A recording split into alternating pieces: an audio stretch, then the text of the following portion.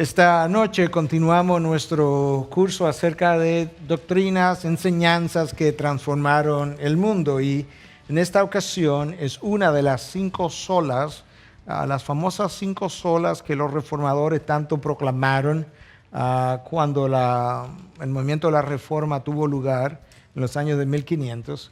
Una de esas solas fue sola gratia, o solamente por gracia. El hecho de que la salvación es por gracia solamente y no por obras. Y eso es una doctrina que, si usted es evangélico hoy en día, lo más probable es que usted lo entienda así, lo asuma así. Sin embargo, mucha gente que lo afirma de esa manera no sabe cómo articularlo, no sabe cómo defenderlo, y muchas veces ni siquiera lo entiende bien, porque a la hora que comenzamos a entrar en algunos detalles que tienen que ver con mi salvación y luego mi santificación, entonces comenzamos a resbalar en términos de qué es realmente lo que creo.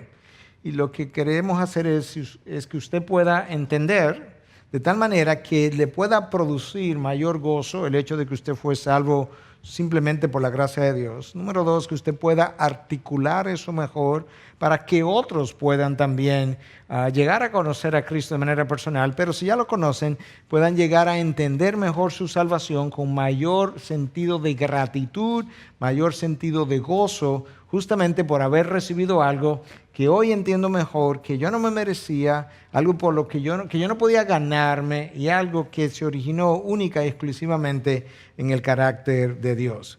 Y voy a comenzar entonces, como usualmente nos gusta hacer, con un versículo bíblico que pueda anclar la enseñanza, la doctrina que vamos a estar enseñando en el día de hoy. Recuerde que la palabra doctrina simplemente significa eso, enseñanza.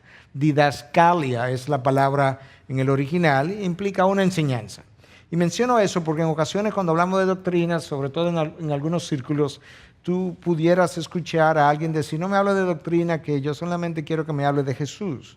Yo no puedo hablar de Jesús sin hablar de doctrina, porque tan pronto digo que Jesús es Salvador, ya eso es una doctrina. Que la salvación es por gracia, ya eso es una doctrina. Que nosotros le oramos al Padre en nombre de Cristo, ya eso es una doctrina. Todo lo que es una enseñanza es una doctrina. De manera que esta es una de esas grandes doctrinas que necesitamos entender. El apóstol Pablo, escribiendo a los Efesios en el capítulo 2, esta es la carta que Pablo escribió y que ha sido denominada la carta de la iglesia, o la carta para la iglesia, donde se nos ayuda a entender lo que es la iglesia, el propósito de la iglesia para la cual fue elegida y salvada por Dios. Está aquí en esta carta a los Efesios. Entonces, en ese capítulo 2, versículos 8 y 9, nosotros leemos lo siguiente: porque por gracia habéis sido salvados por medio de la fe. Y esto no de vosotros, sino que es don de Dios, no por obras, para que nadie se gloríe. Ahí hay varias enseñanzas. No es simplemente la enseñanza de que por gracia soy salvo, por medio de la fe. Eso es una enseñanza que está ahí. Pero de otra forma se me dice que eso, que es salvación, no tiene nada que ver conmigo. Eso no es de vosotros. Está claro. Si algo es por gracia, eso no es algo que yo he podido ganarme, eso no es algo que yo puedo merecerme, no está en mí, esto no es de vosotros. Y yo necesito entender los pasajes bíblicos y aceptar la palabra de Dios por lo que realmente es, y no tratar de encontrarle lo que llamamos en nuestro idioma vernacular las 5 patas al gato cuando las cosas están tan claras. Esto es un pasaje claro. La salvación es por gracia. Por gracia habéis sido salvados por medio de la fe. De manera que la gracia ejerce un rol. La fe tiene su rol. Pero antes de que yo piense que yo soy el productor de la fe, Pablo nos recuerda: y esto no de vosotros.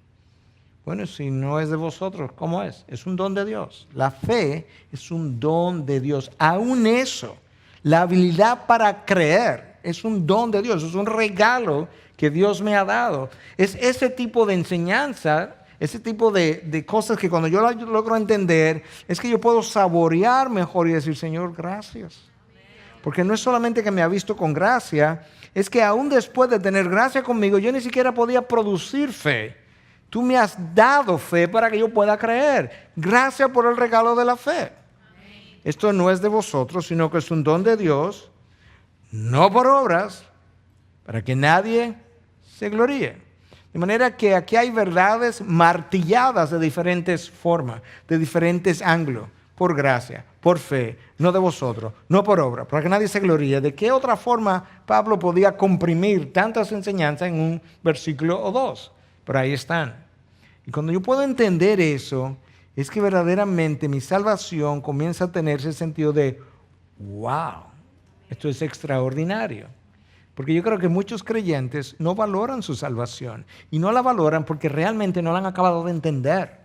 Cuando tú entiendes lo que la salvación verdaderamente es, eso es como un diamante precioso que tú cuidas con temor y temblor. No porque la puedes perder, sino por lo hermoso y preciado que es para ti. Esa es la realidad. Y de eso es que Pablo nos está hablando. La gracia o la salvación por gracia es algo exclusivo de la religión cristiana. No hay ninguna otra religión bajo el cielo donde nadie sea salvo por gracia.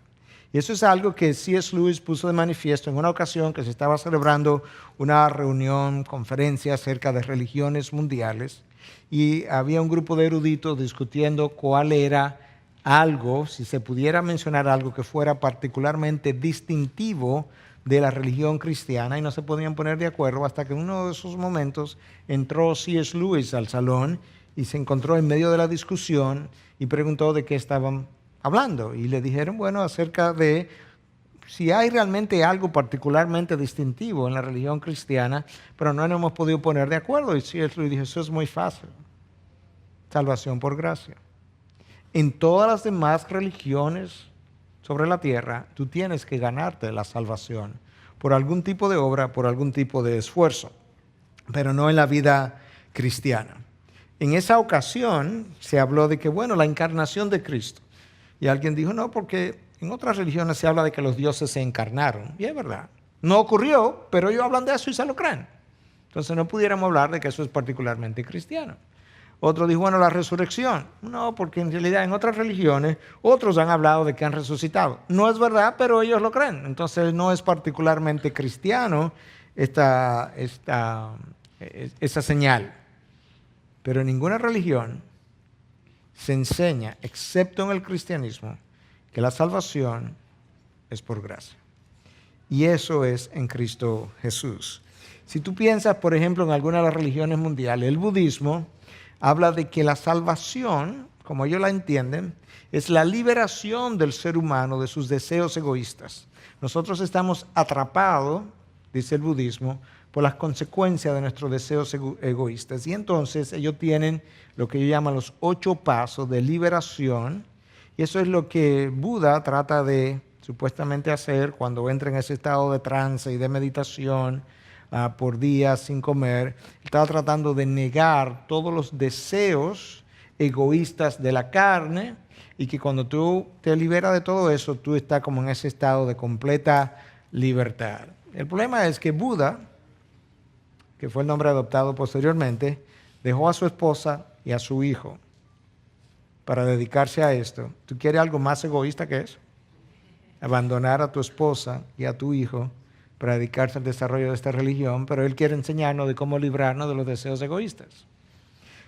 Si piensas en el hinduismo se caracteriza por la ley del karma. Si hay algo que distingue al hinduismo, es la ley del karma. Si tú estás en una conferencia y hay hindúes, la manera como cualquiera te puede poner en contra de ellos es preguntándote qué tú crees del karma, porque eso es algo como intocable. En el hinduismo, el karma es esa esencia que tiene el ser humano y que tiene calidad. Tú tienes un karma mejor, un karma peor. Y ellos hablan entonces de cómo las castas inferiores tienen un peor karma y por eso sufren y por eso son pobres y por eso tienen enfermedades, cosas no bíblicas, pero eso es como lo creen. Entonces, ¿cómo tú sales de ese karma inferior? Bueno, tú haces esfuerzo, tú te niegas los deseos de la carne, tú te esfuerzas, tú meditas, y eso es, de nuevo, una salvación por obras. Y tú vas librando, limpiando tu karma, hasta que finalmente llega a un estado de tal exaltación que te unes con Brahma y ahí entonces tú dejas de ser tú, ya tú pasas a ser parte de Brahma. El judaísmo, en realidad, ellos llegaron a entender que la salvación era a través del cumplimiento de las obras de la ley. Pero Dios revela en Habacuc 2:4, y eso es el Antiguo Testamento, que el justo por la fe vivirá. De manera que aún en el Antiguo Testamento hay una revelación de que la salvación no podía ser por obras, pero la manera como el judaísmo entiende la salvación es por obra. Pero nadie en el judaísmo, incluyendo Abraham, se salvó por medio de las obras de la ley. Por medio de las obras de la ley nadie es justificado, dice el apóstol Pablo cuando escribe a los romanos. El creyente del Antiguo Testamento se salvó de la misma manera que nosotros nos salvamos en el Nuevo Testamento. Ellos pusieron la fe en un Mesías que había de venir, nosotros ponemos la fe en un Mesías que ya vino. Por eso es que dice que Abraham creyó y le fue contado por justicia. En inglés dirían for righteousness, por rectitud moral. Creyó. No es que él se circuncidó, no fue que ofreció a su hijo, no, él creyó y eso le fue contado por justicia. En el Islam hay muchas reglas que cumplir, la religión musulmana, y eso tiene que ver con el esfuerzo humano. Y finalmente, en el cristianismo, tú encuentras la única religión donde tus esfuerzos para fines de salvación valen cero. Y la razón por la que valen cero, ¿saben cuál es? Profunda, porque valen cero. Porque no tienen mérito, porque no tienen calidad. Y eso lo vamos a ver un poquito más adelante. Pero esa es la razón. No es que valen cero porque Dios no le da ningún valor, es que no tienen valor. Porque todas ellas están teñidas de pecado, lamentablemente. Una vez más, vamos a hablar un poquito de la necesidad de la gracia para con nosotros. Todavía en el libro de Efesios. Comenzamos leyendo Efesios 2, 8 y 9. Ahora estamos leyendo 2, 4 y 5.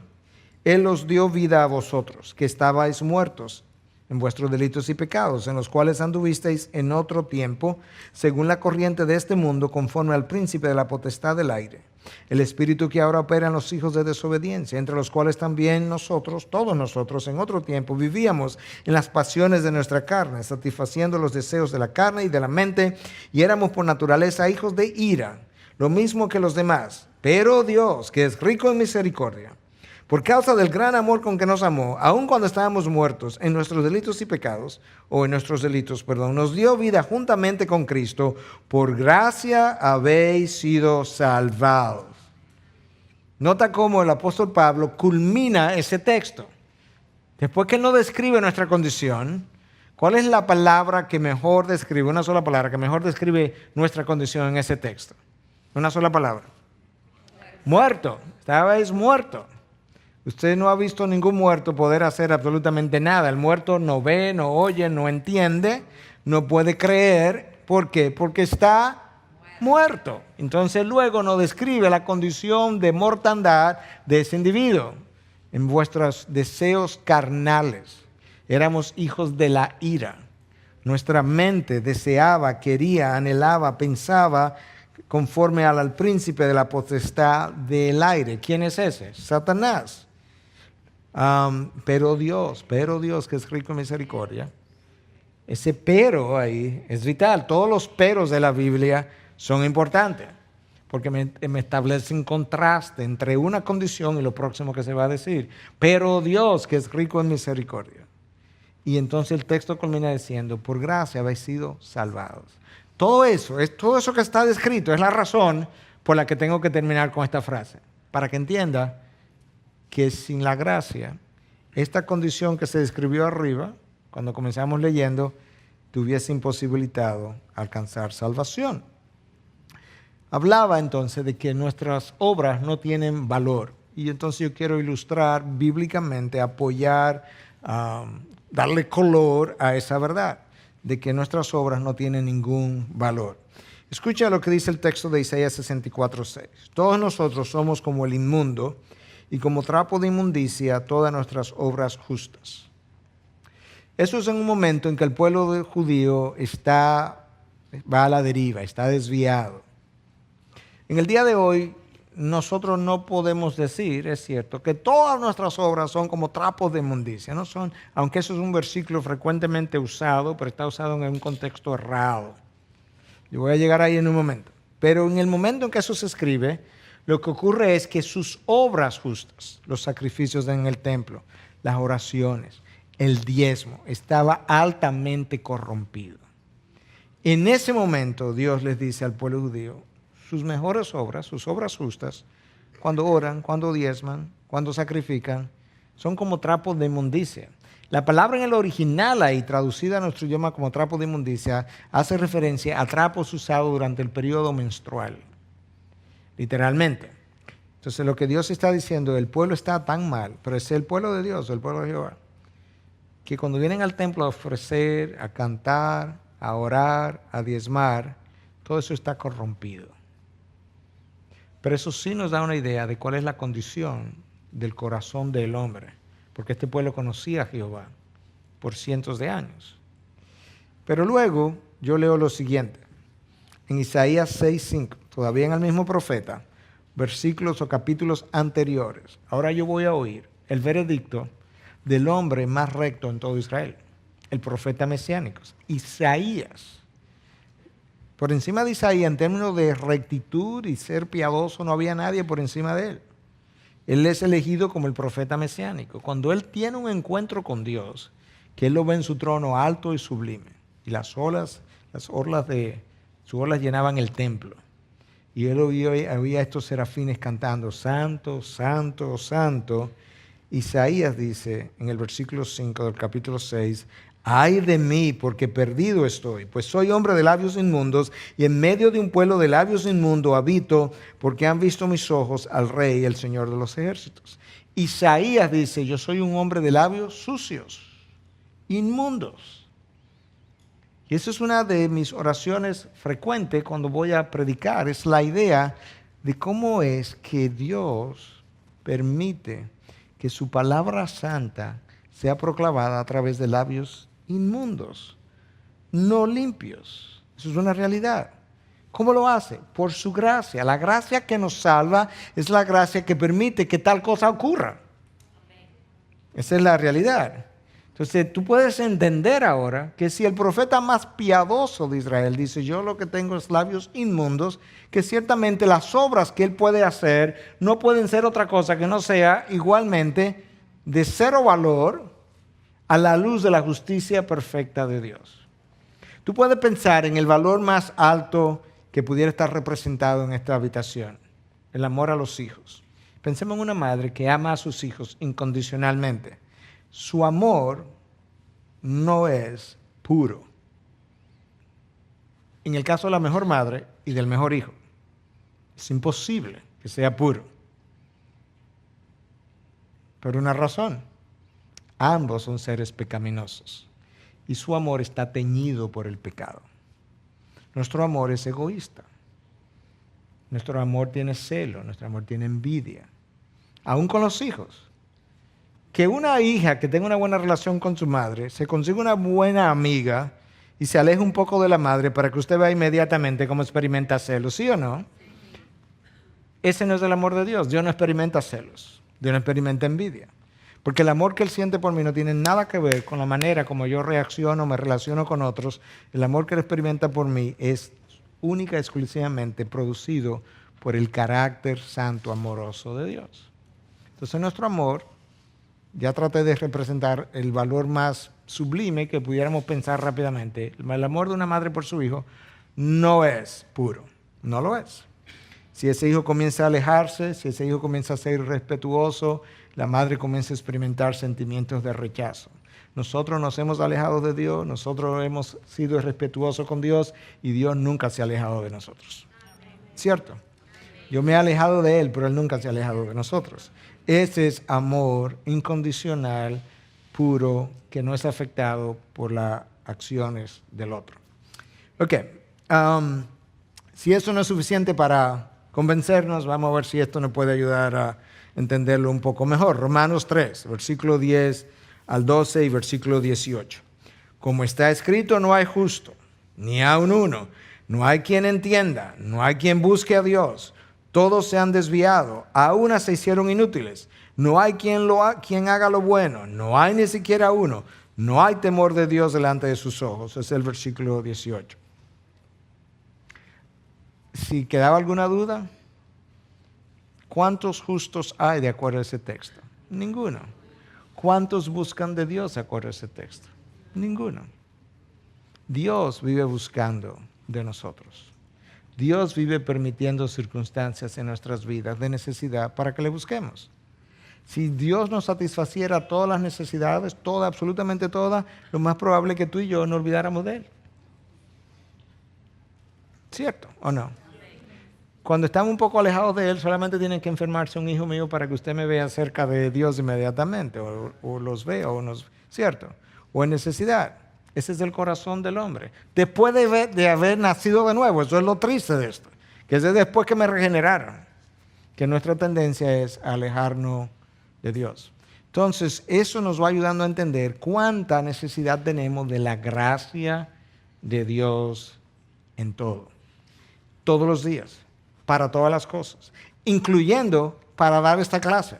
En ausencia de la gracia de Dios, yo no podría dar esta clase. No me saldría bien. Nadie fuera ministrado. Nadie estuviera aquí tratando de entenderla o animado en lo que se está enseñando. Es la gracia de Dios que permite que yo pueda estar animado enseñando, que permite que yo pueda estar en salud enseñando, que permite que yo llegue cansado y ya no lo estoy. Es la gracia de Dios que permite todo eso. No es ninguna otra cosa. Entonces tú puedes ver que la gracia comienza en el momento que Dios me da salvación. De hecho, ni siquiera antes de la salvación había gracia que Dios me había dado, y vamos a hablar un poquito de eso. Entonces, la razón de la salvación, conforme a lo que hemos venido viendo en Efesios 2, es que Dios es rico en misericordia. ¿Se acuerda de eso? En su gran amor que produjo gracia hacia mí. Esas son las razones de mi salvación. Si nosotros no tenemos una visión dioscéntrica de la salvación, que es uno de los problemas de muchos pastores y muchas iglesias, la iglesia de hoy en día está donde está justamente porque tenemos una salvación centrada en el hombre.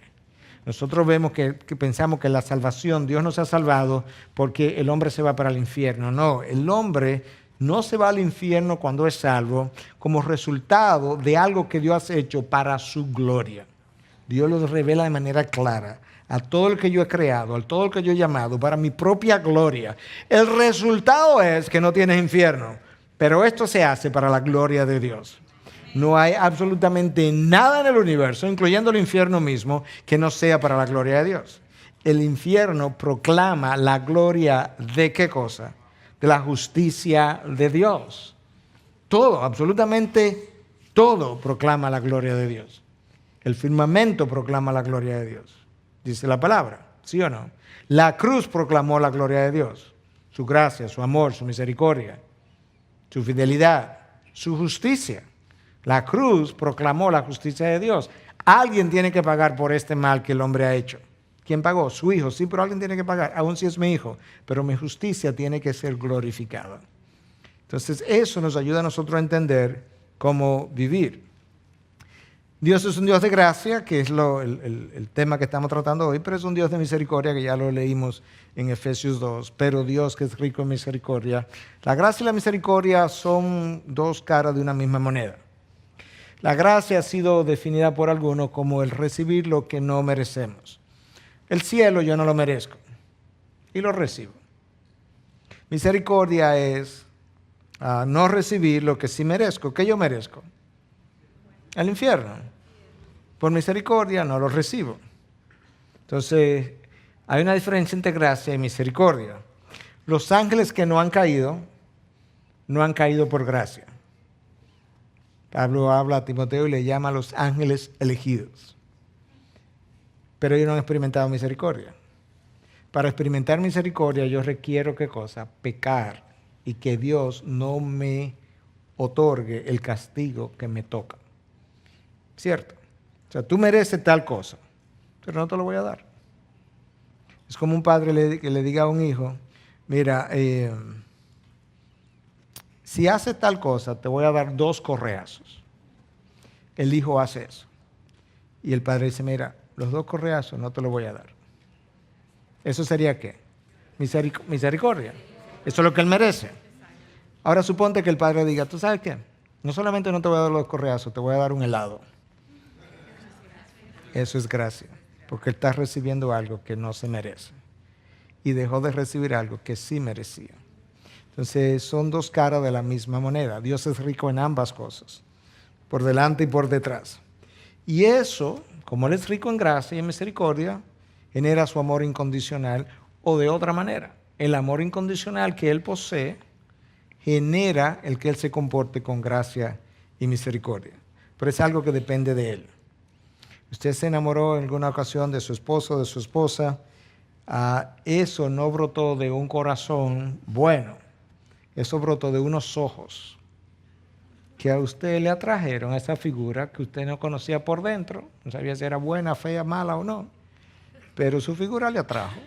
¿Sí o no? Así que comienza. Pero cuando Dios me miró, Dios no dijo, wow, qué buen mozo ese pastor. Dios no dijo eso.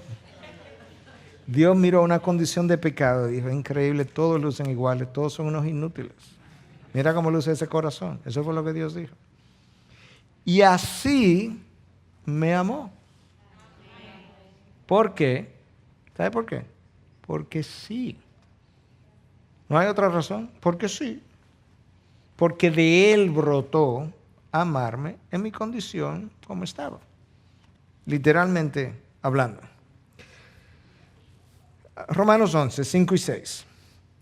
Para hablar un poco más todavía de la contribución de las obras. Y de la misma manera también ha quedado en el tiempo presente un remanente, conforme a la elección de la gracia de Dios. Un remanente, y ese remanente queda, se salva por la gracia de Dios. Pero si es por gracia, ya no es a base de obras. De otra manera, la gracia ya no es gracia. Y si por obras, ya no es gracia. De otra manera, la obra ya no es obra.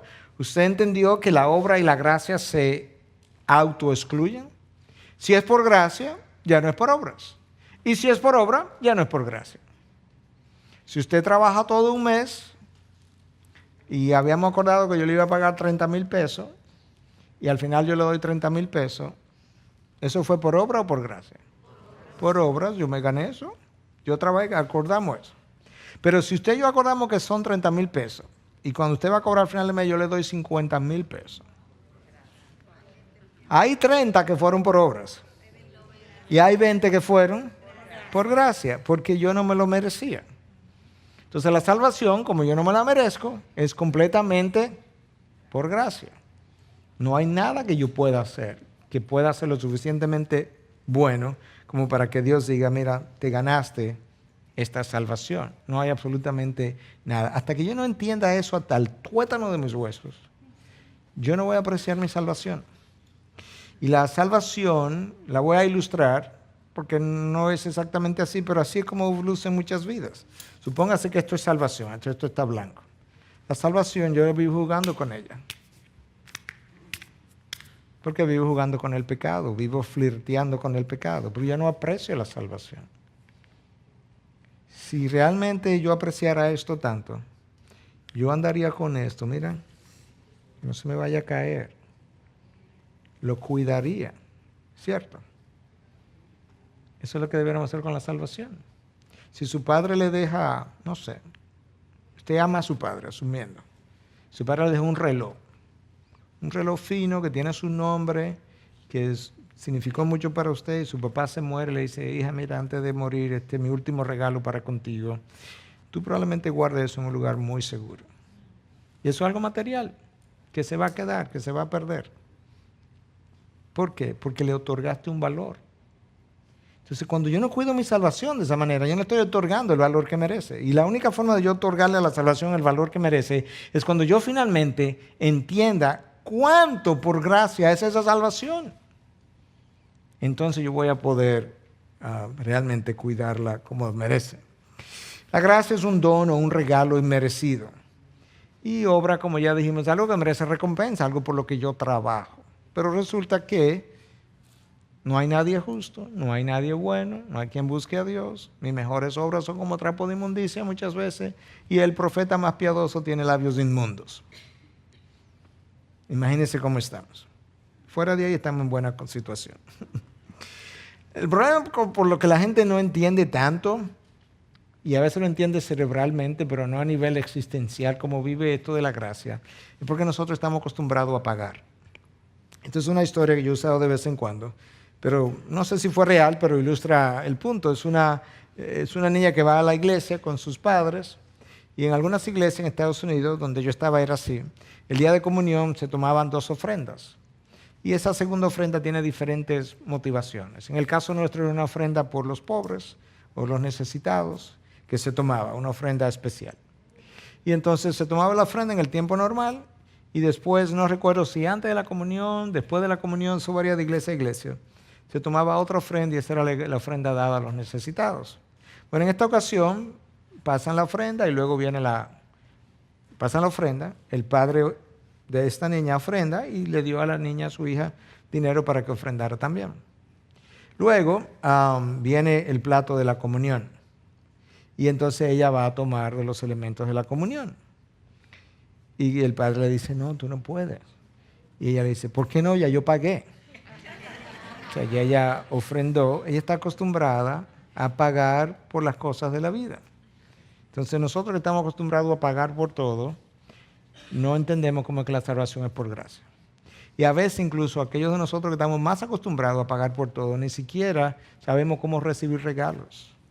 Cuando nos van a regalar algo, no, que no es necesario, yo lo necesito, porque yo estoy acostumbrado a que yo pago y yo recibo. Entonces yo ni siquiera tengo la gracia para recibir. Bueno, de esa misma manera, a veces yo no tengo ni siquiera la gracia para recibir lo que Dios me está otorgando por gracia, que es mi salvación. Entonces yo necesito un elemento de gracia hasta para eso. Y es ese acostumbramiento a pagar por todo que nos lleva a creer que yo también tengo que pagar por mi salvación. Esa gracia de Dios tiene características. Y yo voy a mencionar varias de ellas y vamos a hacer una clase separada para hablar de la característica de la gracia de Dios, que es irresistible. En otras palabras, cuando Dios aplica su gracia a tu vida, tú vienes porque tú vienes. Pero no es que Dios te trae arrastrado, sino que la gracia es tan poderosa que produce atracción en ti y tú vienes voluntariamente. Literalmente eso es como ocurre. Es como, me perdona la ilustración, pero es como un hombre que sea seducido por una mujer extraordinariamente hermosa. Él no fue en contra de su voluntad, él simplemente siguió los deseos de su corazón. Eso es algo mundanal, pero cuando la gracia de Dios se aplicada a tu vida, tú sigues ese camino, no medalaganariamente, como decimos en nuestro país, no es en contra de tu voluntad, tú sigues de manera voluntaria, porque hay algo que te arrastra que tú no sabes lo que es. Es algo poderoso. Entonces eso lo vamos a dedicar toda una clase, a hablar solamente de la gracia irresistible de Dios. Pero por ahora yo quiero que entendamos que la gracia de Dios es soberana. Dios decide a quién le da la gracia, a quién no se la da, cuándo la da, cómo la da, en qué cantidad la da. Mire este texto de Lucas 4, 24, 27. Pero en verdad os digo, dice Cristo hablando, Cristo sale del bautismo, Juan el Bautista acaba de bautizarlo, él sale del río Jordán, se va a Galilea, entra a una sinagoga, comienza a predicar. Entonces predica, ¿verdad?, el sermón aquel famoso, donde habla de que él vino a sanar a los cautivos, a liberar a los cautivos, etcétera, etcétera, citando el texto de Isaías. Entonces en ese día, en esa ocasión, él pronunció estas palabras. Pero en verdad os digo, muchas viudas había en Israel en los días de Elías, cuando el cielo fue cerrado por 3 años y 6 meses, y cuando hubo una gran hambre sobre toda la tierra, y sin embargo, a ninguna de ellas fue enviado Elías, sino a una mujer viuda de Sarepta, en la tierra de Sidón. Y muchos leprosos había en Israel en tiempos del profeta Eliseo, pero ninguno de ellos fue limpiado sino Naamán el sirio. Tú escuchaste lo que Cristo le acaba de decir. En Israel, que ellos se creían que era la crema y nata y el pueblo escogido y exclusivo de Dios, había muchas viudas. Pero cuando no hubo lluvia y Dios se antojó, Dios deseó enviar al profeta Elías donde una viuda, no se la envió a ninguna de las viudas de Israel, sino a la viuda de Sarepta, gentil. Y les recuerdo también que en los días de Eliseo había muchos leprosos en Jerusalén, en Israel. Y cuando Dios decide sanar a un leproso, no sana a un israelita, sino a un sirio. ¿Qué usted piensa que pasó cuando Cristo le dijo eso?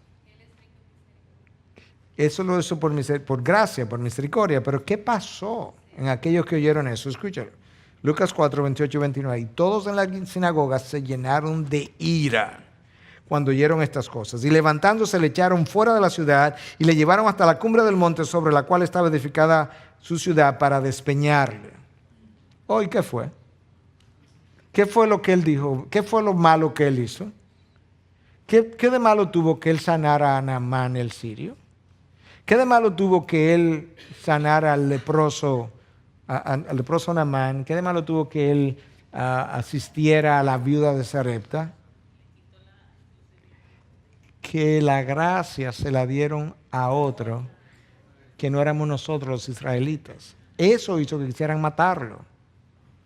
Pues más o menos ocurre cuando tú hablas de que la salvación es por gracia y de que unos han recibido salvación y otros no. Que hay algunos que te quieren matar. Yo he estado ahí. Yo sé lo que es el crujir de dientes. ¡Ah! Pero esa es la gracia soberana de Dios. Esa es la realidad. Y ahí está ilustrado de todas las maneras posibles. Desde principio a fin. Dios escogió a Abraham, ¿cierto? Pudo haber escogido a su papá, a su hermano, pero no lo hizo. Dios escogió al pueblo judío. Pudo haber escogido al pueblo de al lado, pero no lo hizo. Esa es la realidad. La gracia de Dios es soberana. Míralo aquí en otro texto ahora del Nuevo Testamento, Romanos 9, del 9 al 18, un texto largo que probablemente lo volvamos a ver en otra clase. Porque esta es una palabra de promesa. Por este tiempo volveré y Sara tendrá un hijo. Y no solo esto, sino que también Rebeca, cuando concibió mellizos de uno, nuestro padre Isaac, porque cuando aún los mellizos no habían nacido y no habían hecho nada, ni bueno ni malo, para que el propósito de Dios conforme a su elección permaneciera, no por las obras, sino por aquel que llama, se le dijo a ella, el mayor servirá al menor, tal como está escrito, a Jacob amé, pero a Esaú aborrecí. Ok, vamos a pararnos ahí un momentito. ¿Oyeron lo que Dios dijo? Había una mujer embarazada con mellizos. Los mellizos eran compañeros de habitación. Compartían el vientre, ¿cierto? En inglés, cuando tú tienes un compañero de habitación, se llama roommate. Bueno, pues esta gente no eran roommate, pero era womb-mate. Compartían la matriz. Y hubo una elección del menor sobre el mayor. Y Dios dice la razón. Y dice cuándo. Antes de que hubieran hecho nada ni bueno ni malo. Yo elegí a uno sobre el otro. Pero Dios dice la razón. ¿Cuál es la razón que Dios revela? Para que el propósito de Dios en la elección se cumpliera. ¿Sabe qué produce este tipo de versículo? ¡Oh! ¿Sabe por qué? Porque no nos gusta concederle a Dios el derecho que Él tiene, o nadie tiene que dárselo, Él lo tiene, de elegir soberanamente. Por razones que yo no entiendo. Pero eso es una realidad. Dios elige de manera soberana. Tal como está escrito. A Jacob amé, a Esaú aborrecí. Jacob no fue mejor que Esaú. ¿Usted sabe lo que hizo Jacob? Engañó a su papá, después engañó al suegro. Por eso era que Spurgeon, cuando le preguntaron, creo que le conté en una ocasión, le dijeron que yo no entiendo, yo no sé cómo es que Dios aborreció a Esaú. Él dijo, yo sí lo entiendo, lo que yo no entiendo es cómo amó a Jacob. Eso es lo increíble. Y es verdad. Pablo sigue su argumento, Romanos 9, del 9 al 18. Todavía estoy leyendo en el mismo texto. Comencé en el 9, estoy avanzando hacia el 18. ¿Qué diremos entonces? ¿Que hay injusticia en Dios? ¿Es eso lo que nosotros pensamos? Aquí hay alguien que está pensando, no, pero Dios es injusto. Bueno, Pablo va a responder eso. De ningún modo, porque él dice a Moisés, tendré misericordia del que yo tenga misericordia y tendré compasión del que yo tenga compasión. Así que no depende del que quiere ni del que corre, sino de Dios que tiene misericordia. Porque la Escritura dice a Faraón, para esto mismo te he levantado, para demostrar mi poder en ti, y para que mi nombre sea proclamado por toda la tierra. Así que del que quiere tiene misericordia, y al que quiere endurece. Eso no es nuevo. Eso está dicho del libro del Éxodo. Eso lo leímos en la escuela dominical cuando éramos niños. Aquellos de ustedes que crecieron en el Evangelio. Entonces nos enseñó que Dios dijo, del que yo quiera tengo misericordia, y del que yo quiera endurezco. Él lo dijo y lo leímos 1000 veces. Y lo pasamos por alto. Y llegamos a Romanos 9. ¡Ah! Pero tú lo leíste en la escuela dominical. Se te enseñó como niño que eso fue lo que Dios le reveló. Desde el principio. Tengo misericordia del que yo quiera tener misericordia. Hay una razón que nosotros no conocemos, pero esa es la realidad.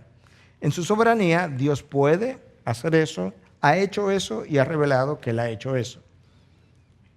No depende del que quiere, ni del que corre, sino de Dios que tiene misericordia. ¿Por qué no depende del que quiere? Porque nadie quiere. Eso es lo que yo necesito acabar de entender.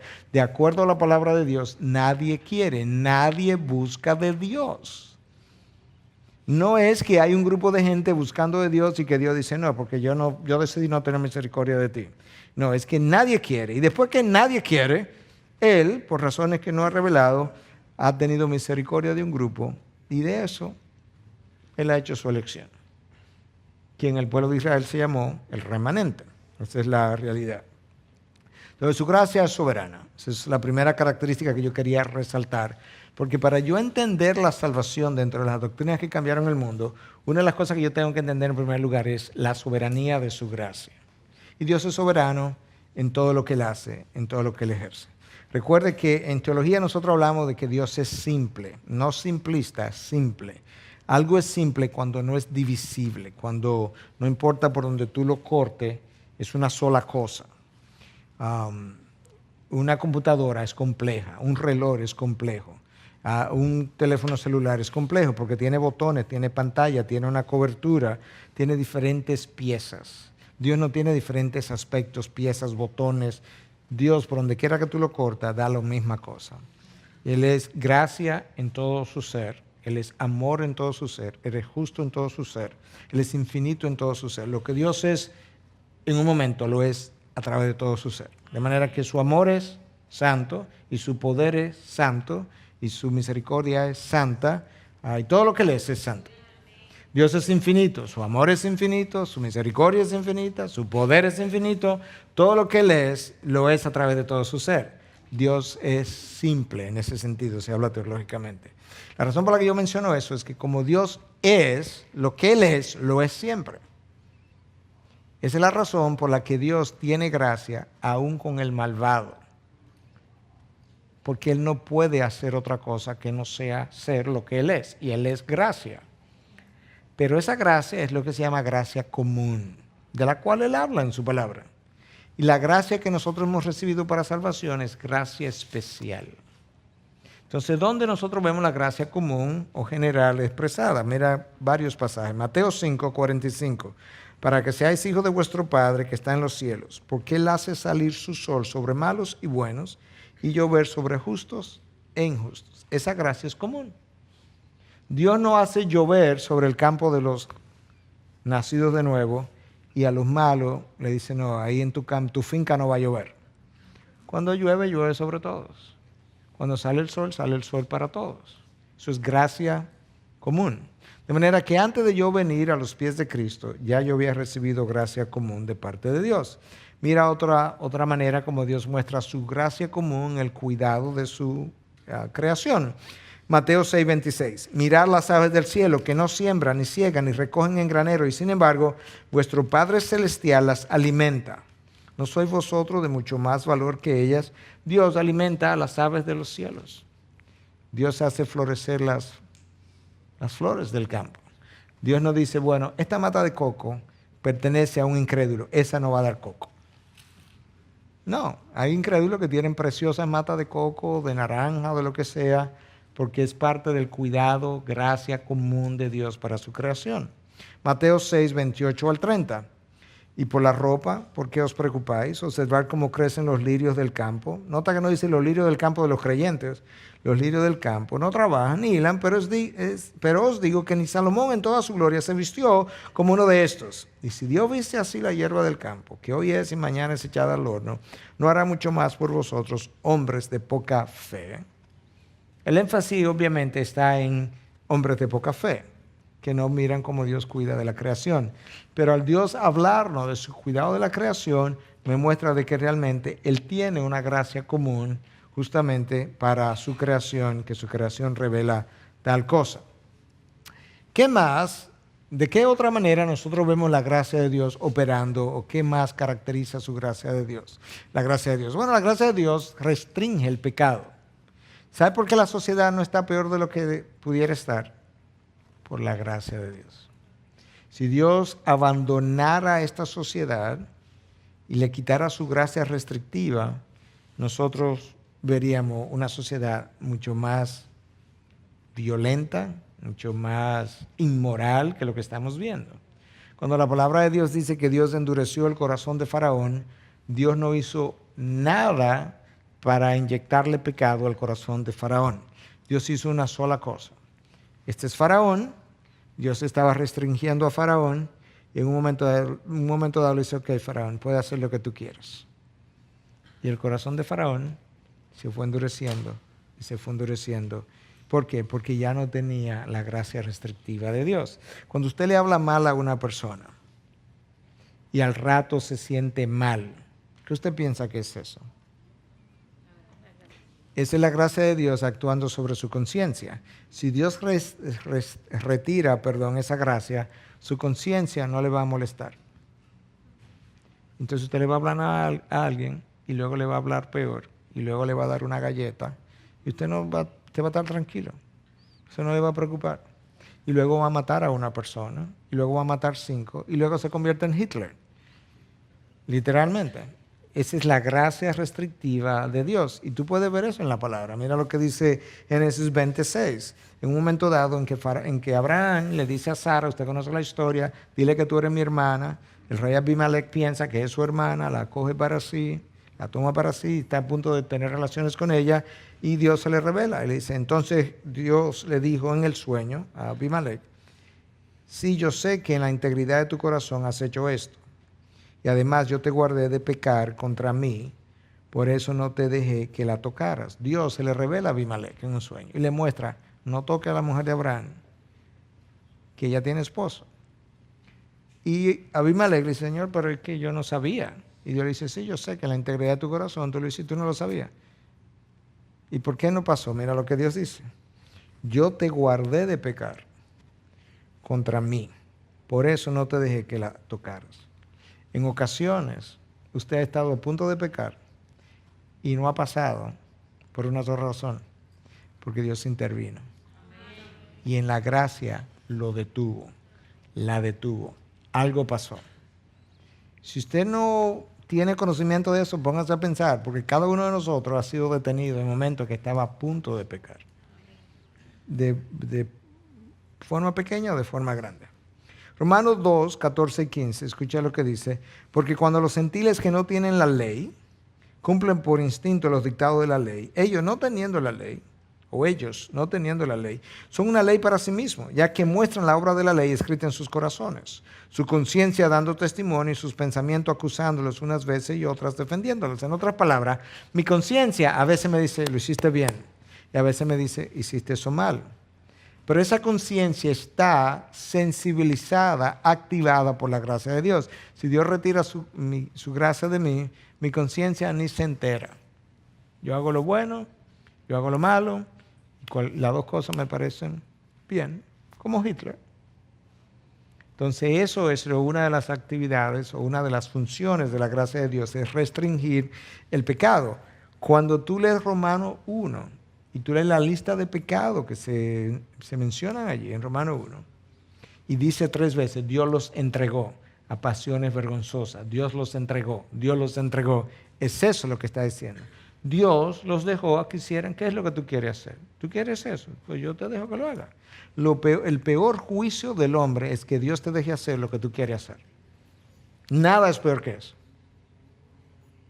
Y cuando tú ves una sociedad en deterioro, como la estamos viendo en Occidente, tú puedes estar seguro que representa, por lo menos parcialmente, un abandono de la gracia de Dios, por lo menos parcialmente. Y cuando la veas empeorar, como pensamos, como Pablo dice, los tiempos irán de mal en peor, tú puedes garantizar que es cada vez más el fruto de un abandono de la gracia de Dios. Dios los ha entregado a sus propios deseos. La gracia de Dios, hablando de las características, es suficiente. Oye lo que dice en 2 Corintios 12:9. Y Él me ha dicho, te basta mi gracia, pues mi poder se perfecciona en la debilidad. Por tanto, muy gustosamente me gloriaré más bien en mis debilidades para que el poder de Cristo more en mí. Pablo está pidiéndole a Dios, 3 veces le pidió que le removiera este aguijón en la carne.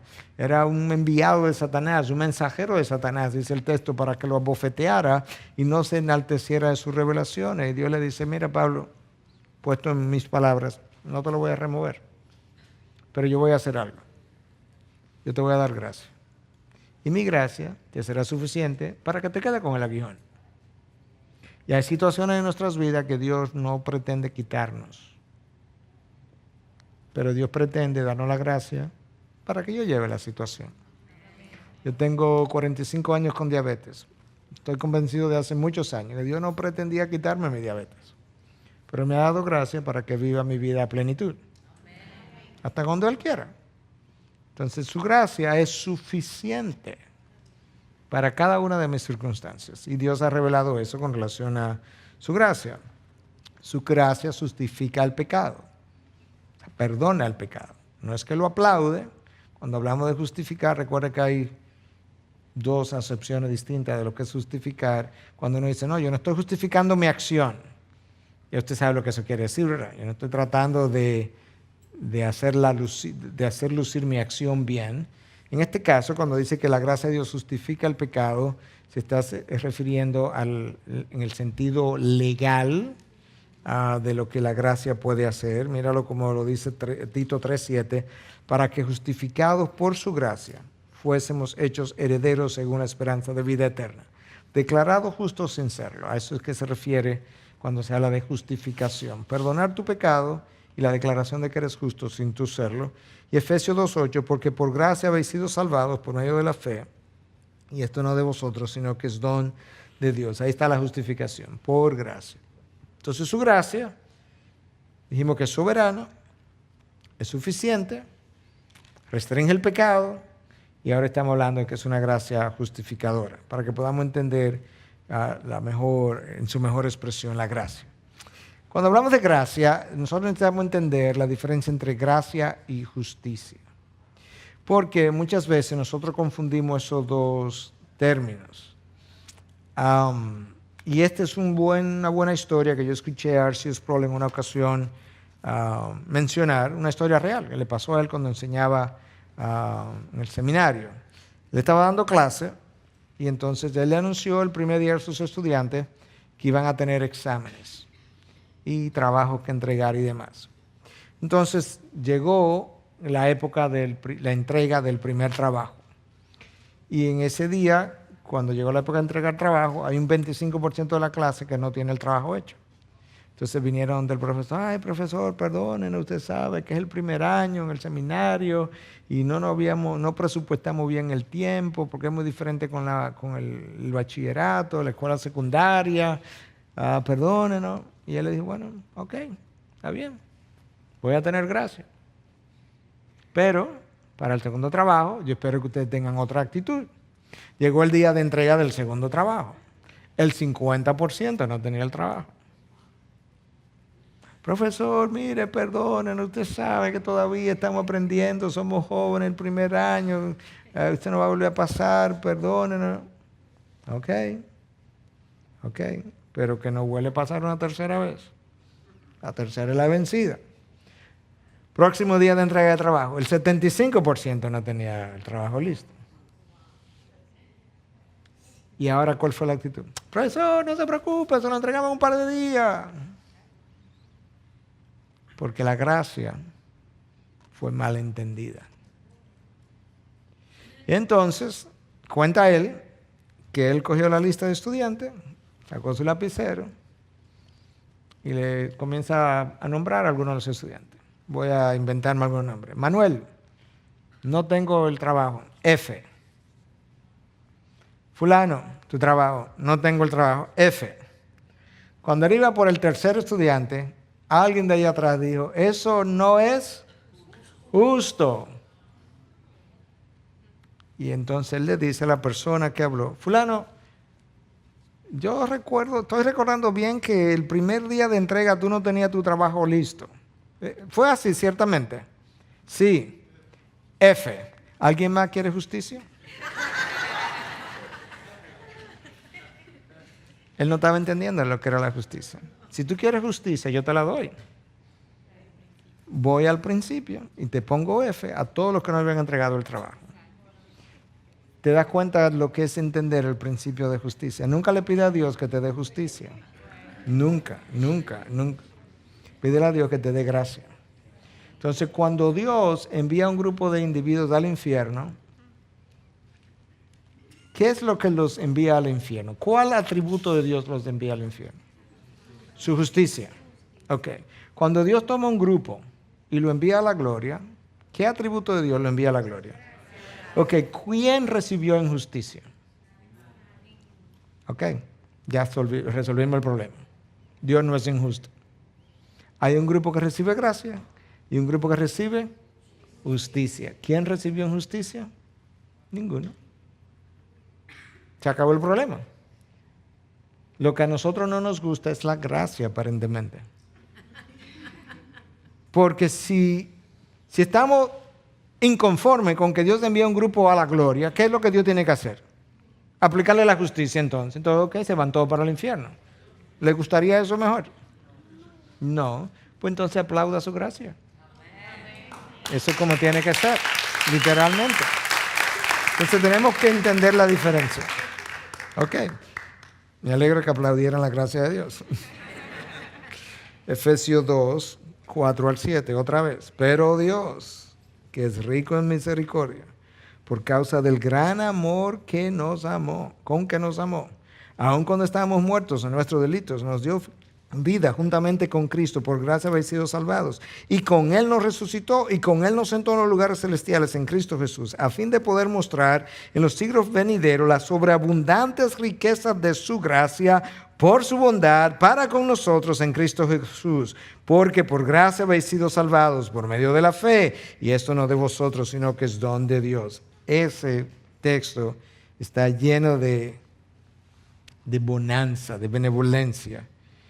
Nos salvó, nos resucitó, nos sentó en lugares celestiales. ¿Con qué razón? A fin de que en los siglos venideros Él pueda mostrar las sobreabundantes riquezas de su gracia. De la gracia de su gracia por su bondad para con nosotros. Nos quedan siglos por ver la sobreabundancia, riqueza de la gracia de Dios. De manera que no te vayas, que esto se pone bueno. Las riquezas de Dios son en Cristo Jesús. Son a expensa de Cristo Jesús. Si tú vas al supermercado y haces una compra de 10,000 pesos, y cuando tú vas a pagar, la cajera te dice, mira, dice el dueño que no tienes que pagar. ¿Alguien pagó por eso? ¿Quién pagó? El dueño. A él le costó, ¿cierto? Entonces tú te llevas la compra ahora a expensa del dueño.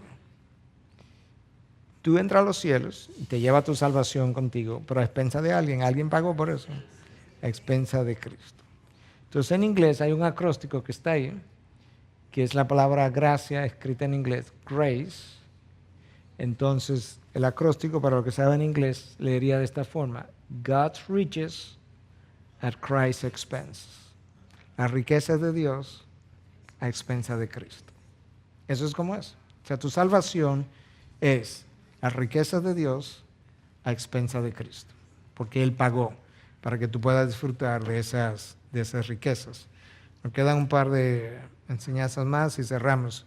La motivación de nuestra salvación, ya la vimos, la misericordia de Dios, su gran amor, versículo 4, versículos 5, 7 y 8, su gracia, versículo 7, su bondad en Cristo Jesús. Esa es la motivación.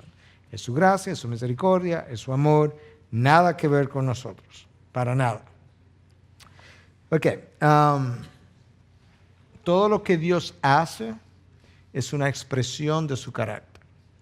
Cuando Dios ama y te extiende el brazo amoroso, eso es simplemente una expresión de lo que Él es. Cuando Dios aplica su justicia, es una expresión de lo justo que Él es. Todo lo que Dios hace es una expresión de lo que Él es, literalmente. Entonces, cuando Dios nos amó sin ninguna razón en nosotros, no éramos bonitos ni por dentro ni por fuera, es una expresión de lo que Él es. Cuando nos extendió su gracia por igual, cuando Dios se conduele de nosotros, dice que Él se conduele de nosotros, Él sabe que somos polvo y al polvo volveremos, es una expresión de la ternura de su ser y de la benevolencia de su ser. Cuando Dios nos da cosas es porque en su ser Él es rico y dadivoso para darnos esas cosas. La palabra misericordia, Dios es rico en misericordia, es eleos en griego, que tiene que ver con compasión. Es una palabra que aparece 78 veces en el Nuevo Testamento, 26 veces de ella aparece en las epístolas de Pablo, y en la Sextuaginta, que es la traducción al griego del Antiguo Testamento hebreo, la palabra que traducía, que fue traducida como misericordia, es la palabra hebrea Hesed, que implica justamente la fidelidad de Dios a su pacto. Fidelidad de Dios a su pacto hacia las personas con quienes Él ha hecho el pacto. Cuando nosotros somos infieles, Dios permanece fiel. ¿Por qué? Porque su fidelidad es con su pacto, es consigo mismo.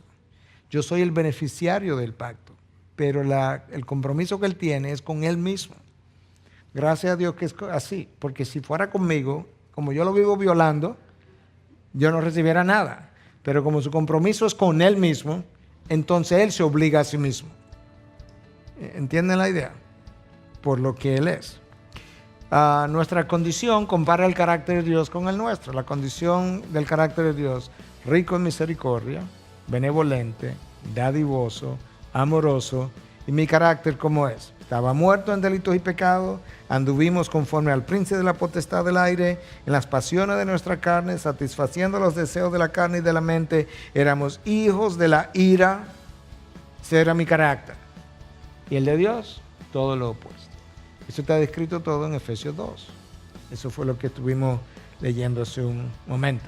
¿Te das cuenta ahora cuán merecedor yo soy? Nada merecedor. Porque esa es la condición en que Dios me encontró y cómo recibí salvación.